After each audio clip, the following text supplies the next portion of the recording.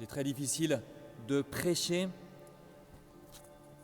devant une assemblée vide et devant chacun de ces sièges, même si le Père Jean et Clément sont là, je voudrais mettre un visage de chacune des paroissiens.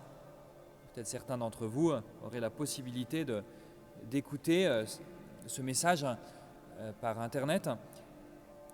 Et je voudrais vous proposer, à l'écoute de cet évangile de la guérison de l'aveugle-né, et je vous invite, si vous n'avez pas encore lu le passage de l'évangile, vous pouvez l'écouter sur ce même post YouTube, ou bien le lire, c'est Jean 9, tout le chapitre 9, il est très long, mais il vaut la peine de s'arrêter, d'écouter cette parole de la guérison de l'aveugle-né.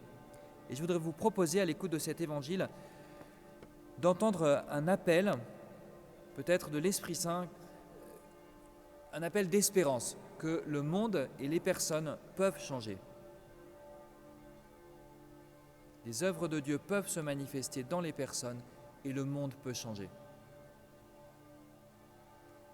Cette semaine, je me suis surpris à écrire au maire d'un village auquel je proposais de reporter un rendez-vous qui était prévu cette semaine.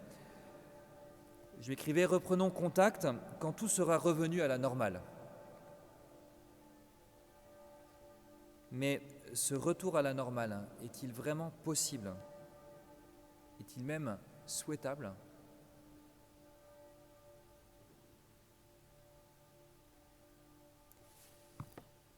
En passant, Jésus vit un homme aveugle de naissance. Ses disciples l'interrogèrent « Rabbi, maître, qui a péché, lui ou ses parents, pour qu'il soit né aveugle ?» La croyance voulait qu'il existe un lien entre une infirmité, un handicap, et un péché que la personne aurait commis.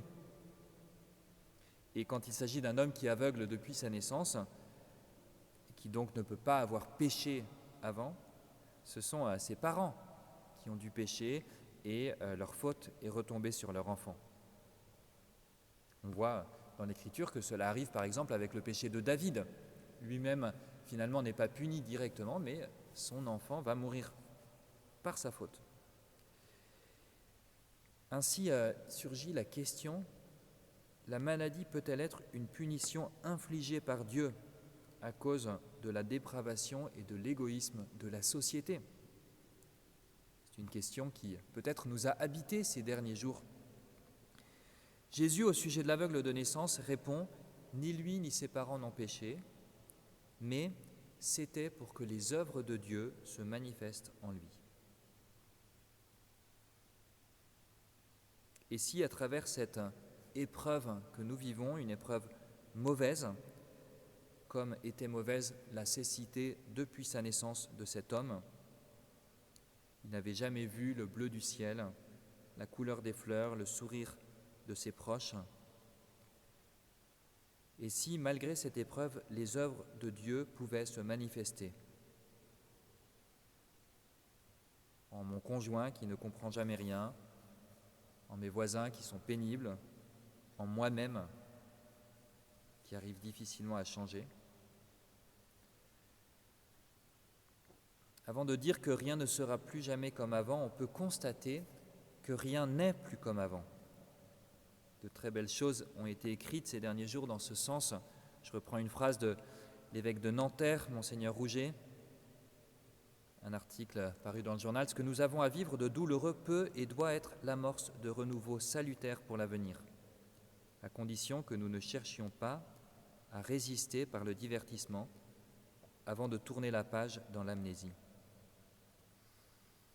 Alors je vous partage tout simplement ce que moi j'ai constaté ces 8 derniers jours, devant ma porte, dans ma vie. Je voulais passer un message aux personnes relais de chacune des communes de la paroisse, dont plusieurs d'entre eux n'ont pas d'adresse mail. Et donc j'ai écrit une lettre, et avec le Père Jean, avec Clément, nous nous sommes partagés les communes, et nous avons fait le facteur, et chacun de nous a donc vu un tiers des villages, une quinzaine de villages chacun. Et donc, je n'ai pas vu les personnes relais de chacune de ces communes, de la paroisse, mais je les ai découvertes. J'ai découvert où elles habitaient. C'était très éclairant pour moi. Pendant ces 8 derniers jours, j'ai vécu en confinement, comme chacune d'entre vous, avec 2 confrères, un prêtre, un séminariste, et nous nous sommes servis l'un l'autre. J'ai découvert ces derniers 8 jours un des voisins, un jeune voisin que je ne vois jamais habituellement parce qu'il part tôt, il rentre tard de son travail. Et j'ai découvert que ce jeune homme, cette semaine, fait les courses pour un monsieur âgé qui est dans la rue. J'ai découvert, comme vous tous, des milliers de soignants qui se donnent à l'extrême pour leurs patients. Ces soignants applaudis dans les villes tous les soirs à 20h à la fenêtre. J'ai découvert des dizaines de personnes qui s'unissent en prière dans chaque paroisse et notamment dans la nôtre. Une mère de famille qui témoignait, maman de 2 jeunes ados, que le matin, il prie les laudes en famille avec ces 2 jeunes ados, en direct à 8h30. J'ai découvert une autre paroissienne engagée dans la vie de sa municipalité, dans la vie citoyenne locale, qui passe une partie importante de son temps à appeler les personnes isolées de sa commune.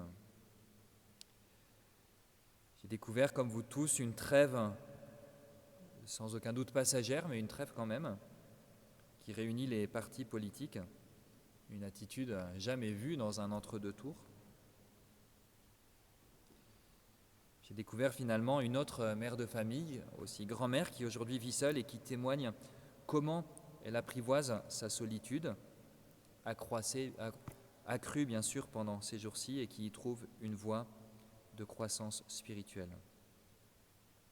Bien sûr, ces témoignages n'effacent pas la grande souffrance des malades, l'extrême pression des soignants, la situation de risque de nombreuses entreprises, mais il reste un motif d'espérance. J'aime bien la phrase du frère Adrien Candiard, dominicain, reprise dans une belle lettre que notre évêque a adressée au ministre ordonné cette semaine.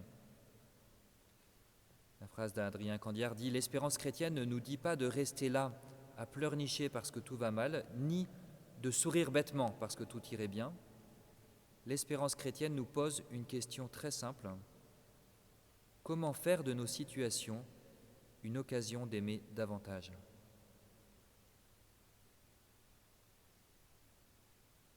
Ni lui ni ses parents n'ont péché, dit l'Évangile, dit Jésus. Mais c'était pour que les œuvres de Dieu se manifestent en lui. Les œuvres de Dieu. Le terme ergon de l'Évangile. Un terme prononcé par un Galiléen charpentier qui s'adresse à ses disciples, des hommes du lac qui pêchaient des poissons, à un comptable, des hommes donc du concret, pas des grands penseurs. Les œuvres, le travail de l'artisan qui procure le pain quotidien. À l'époque, le télétravail n'existait pas. Ce terme, les œuvres, le travail, a un goût amer, alors que la plupart d'entre nous sommes privés de ce travail quotidien. Du mot ergon, travail, vient le mot énergie, l'énergie justement dont nous semblons privés, dépouillés. Il est intéressant de bien écouter non seulement ce terme, des œuvres, du travail, mais toute la phrase de Jésus. C'était pour que les œuvres de Dieu se manifestent en lui. Non pas nos œuvres, mais les œuvres de Dieu. Ce ne sont pas les exploitants agricoles qui diraient le contraire. Ils viennent de vivre l'hiver. L'hiver, nous le savons, qui est d'une importance capitale dans les saisons. Les agriculteurs effectuent beaucoup moins de travail concret qu'à d'autres saisons. Tout ce qui s'opère, toutes les œuvres, s'opèrent en sous-sol. C'est la nature qui travaille. Et ces jours-ci, dans le sud-ouest, nous voyons l'éclosion des fleurs, le débourrement des bourgeons des arbres de la vigne. cette vie qui va égayer nos tables et nourrir nos pays, a été travaillée pendant ces 3 mois d'hiver où la nature a travaillé. Un hiver dans lequel est plongée de force, sans qu'elle ait pu l'anticiper, l'humanité dans sa quasi-totalité aujourd'hui. Mais l'espérance peut ouvrir la porte à une issue positive. Quand moi je ne peux pas travailler, quand il est frustrant de voir des personnes souffrir sans pouvoir les aider concrètement et de se sentir ainsi peu utile, je peux me redire cette phrase, non pas mon travail, mes œuvres, mais le travail de Dieu est peut-être en train de s'opérer, de se manifester en moi. Quand nous sommes incapables d'agir, un grand travail est peut-être en train de se faire en profondeur.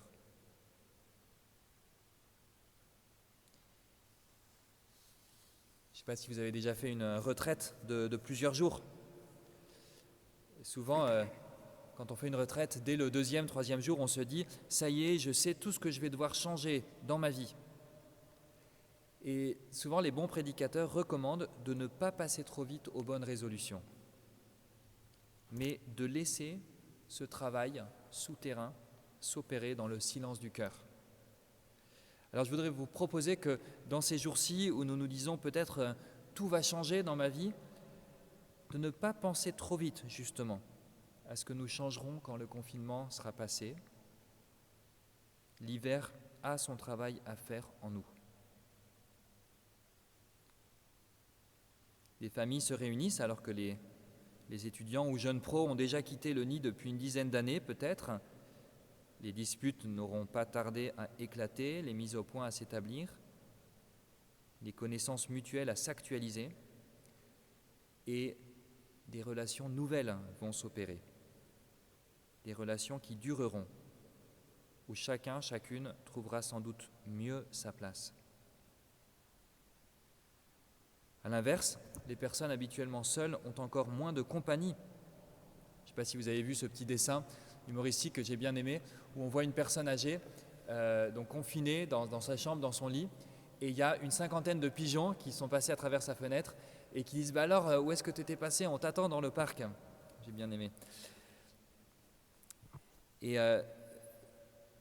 je vous redonne une autre phrase citée par l'évêque dans sa lettre, une phrase, celle-ci de Madeleine Delbrel, une travailleuse à la fois mystique des années 40 et 50. Madeleine Delbrel disait « La solitude, ô mon Dieu, ce n'est pas que nous soyons seuls, c'est que vous soyez là. » Alors, les œuvres de Dieu, je le crois, peuvent se manifester. Jésus passe, il rencontre l'aveugle. L'aveugle écoute Jésus, il fait ce qu'il lui demande. Il sait que ce n'est pas son action qui est décisive, mais il participe quand même. Il va se laver. L'aveugle est guéri par le miracle de Jésus, c'est l'œuvre de Dieu. L'aveugle résiste aux pharisiens qui veulent le faire douter que Dieu agit dans sa vie. Et l'aveugle croit en Jésus. Il reconnaît que Jésus est le Messie, celui qui donne un sens à sa vie, celui qui agit en lui. Déjà, rien n'est plus comme avant. Et pour que rien ne soit plus comme avant, et que ce soit non pas l'œuvre des ténèbres, mais les œuvres de Dieu qui est la victoire, dès aujourd'hui, nous le laissons agir et nous participons dans l'espérance. C'est ainsi que ce dimanche pourrait être un dimanche de joie, un dimanche d'une espérance qui pointe, un dimanche d'une vie qui bientôt renaîtra nouvelle.